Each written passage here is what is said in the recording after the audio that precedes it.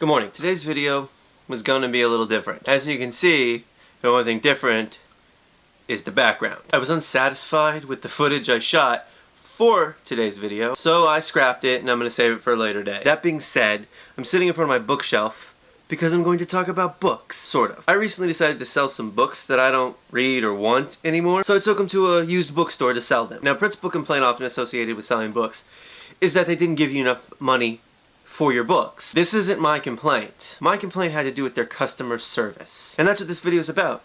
Customer service. So what happened was this. I took my books into the store. They said, okay, set them down right here.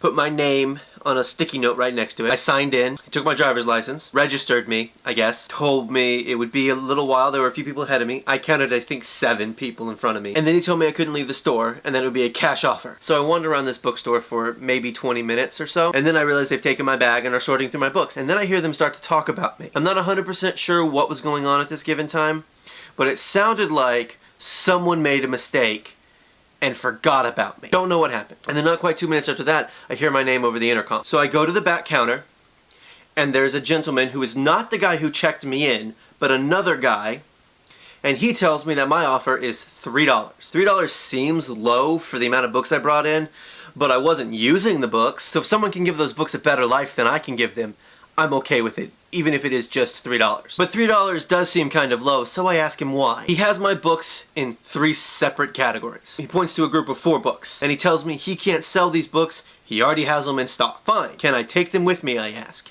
He says, yes. Then I ask him how that affects my offer. He said it doesn't. So then I ask him, what about the other books? You know, because I'm just curious. I wanted to know, was it the condition? Some of those books were well read. So I wanted to know what was up. And we kind of get into this awkward stage where I'm not really sure what I want to ask, and he's not really sure how to answer whatever question I might have anyway, when the gentleman who checked me in, who was a much older gentleman, walked over and said, no, you can't just take those 4 books. Either you accept our offer or nothing. So what you're telling me is that I can't take the books that you're not going to be able to sell back.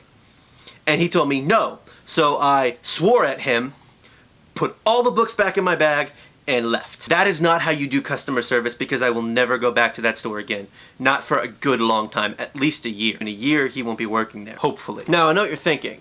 Why didn't you call a manager? I did, after I left the store, because I had to get out of there before I could think even remotely clearly. And I have no idea what happened after I talked to him. But I told him about the situation, and he seemed to think it was unfair as well. So I tell you all of this to say one thing. If you don't want to lose business, don't be a jerk. It's been a handful of days since Saturday when this happened, and I am genuinely still very upset about it. Part of me just wants to go back and yell at that guy.